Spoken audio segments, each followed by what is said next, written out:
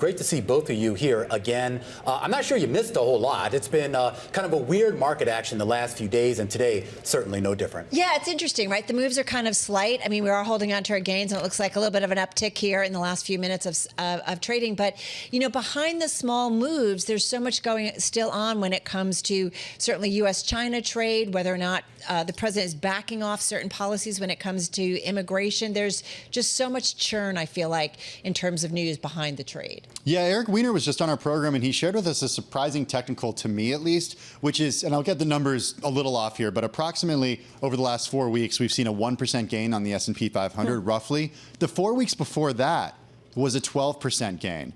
So I won't say we've been treading water for the last 4 weeks, because 1% is nothing to shake a stick at, but taken in the context of the moves that we've seen over the last 8 weeks, hasn't been much. Yeah, so it's a slow grind higher, climbing a wall of worry. I'll throw out all the cliches at you. But, you know, the other thing to keep in mind is we're talking about the weak dollar. The Bloomberg Dollar Index at a 3-year low, that's going to be a tailwind for so many companies in the S&P 500 that depend on overseas sales. Well, here's the real question, guys.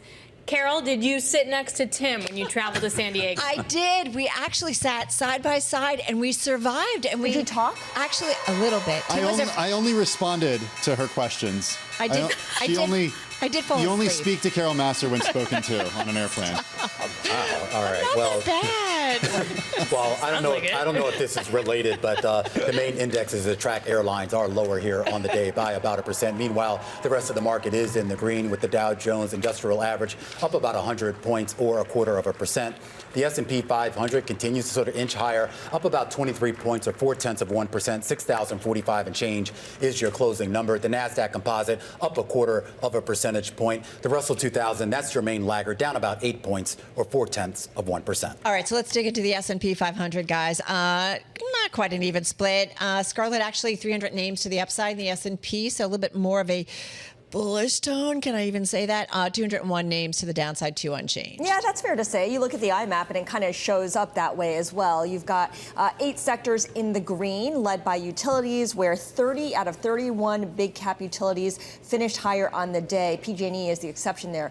Tech lifted by Oracle. That's always a good sign when utilities lead the charge, right? Yeah. But then you also have tech leading the way too, largely on the back of Oracle, but still tech and utilities. Maybe they're both safety trades because, you know, big cap tech.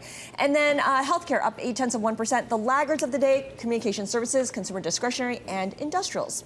Very interesting. All right, so let's get to some of the individual gainers. Hey, Oracle, that is your number one gainer in the S&P 500, finishing the day with a gain of more than 13%. Company reported fourth quarter results that beat expectations, and they projected a 70% gain in cloud infrastructure sales this fiscal year. So really giving a bullish outlook. You okay? Yep, all good. Sorry. Okay, good. No, that's okay. Giving a bullish outlook for the closely watched business. Stock, by the way, is up more than 20% year to date, so definitely an outperformer. Datadog. I don't know. For some reason, when I say Datadog, I think of you, Romaine. Don't you like this name?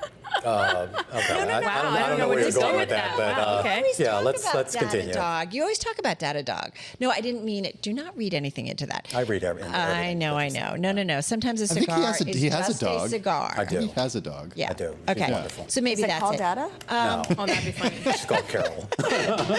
Number one gainer in the Okay. NASDAQ 100. All right, moving along. Up about 3.5% in today's session. Wolf Research upgraded the software company to outperform from pure perform. They say it's one of the best positioned names in their coverage to benefit from AI adoption from both an adjacent, more workloads to be observed, and direct new AI offerings point of view, according to the analyst Alix Steel. Price target at 150 a share, and so the stock closed at 122 and change. So some upside certainly there, according to Wolf Research.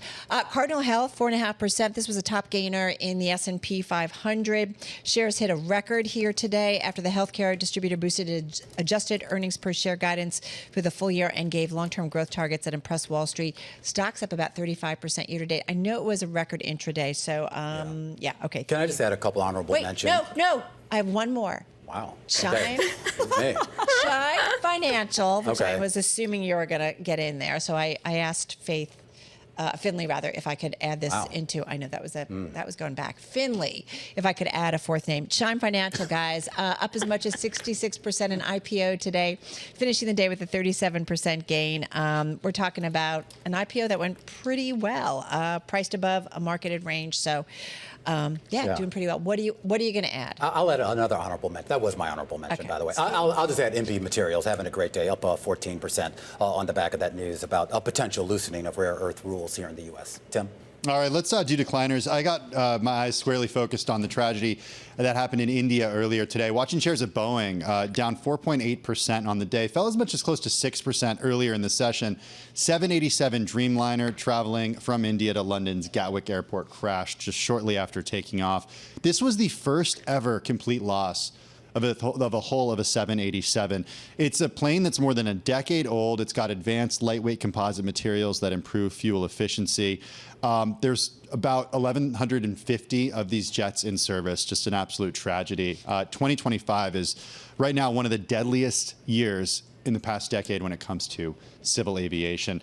Also affecting... And I just want to point out, Tim, we ahead. are actually waiting for a press conference from the U.S. Transportation Secretary Sean Duffy on that. Yeah, we're going to dip into that one on radio, too, when he does start to speak. Shares of General Electric now doing business as GE Aerospace, the engine manufacturer, down 2.3%. These were the engines that powered that 787 Dreamliner. They're the Gen X 1B engines. GE Aerospace actually is going to put together a team. They're going to go to India to analyze the cockpit data of that 787 Dreamliner. This, according to a report earlier from CNBC. Once again, GE shares down 2.3% today. And finally, how about some Pokemon trading cards? Because that's what GameStop is saying is the future. Shareholders not loving it, falling 22.5%. What's that? Not Bitcoin? Not Bitcoin. I guess this week it's growing trading card business. Ryan Cohen said at the company's annual shareholder meeting, he's the CEO, that GameStop will focus on growing its trading card business. The business of Pokemon and sports trading cards is in line with our heritage. It fits our trade-in model. It appeals to our core customer base, and it's deeply embedded in physical retail. Adobe earnings crossing the wire. Looks like a beat and raise quarter. Revenue up about 11% here at $5.87 billion. The street was looking for 5.8 even. Adjusted EPS coming in at $5.06 a share. The street was looking for $4.98. The company's guidance here for the third quarter. This says revenue will be in a range of $5.88 to $5.93 billion. The low end of that range is the average of street estimates. The company also says digital media revenue, a key metric now, of course, given everything going on with AI, 4.37 to 4.4 billion. And once again, the low end of that range is effectively the average of analyst estimates. You see that reaction in the shares, up 6%. So the big question is really how the company really frames what's going to happen once its price increase comes into effect. It announced it back in May. It takes effect, or took effect June 17th. Takes effect June 17th. I'm getting my dates all wrong. But that's a big question mark because you've got upstarts like Figma and Canva that can take away some of the casual users, but the enterprise users will probably stick with Adobe. And how much will we see that really jump in the revenue line? All right, guys, just quick check-in here on the bond market as we're waiting for more earnings to come out. RH, one of them is Adobe, trickles out as well. Buying across the curve, what was really interesting here is that we are off the lows of the session when it comes to the 2-year, despite those jobless claims and continuing claims, as well as that softer PPI. Also, on the back end, we had that 30-year auction. Went all right. We got through the auctions this week. Everything worked out okay.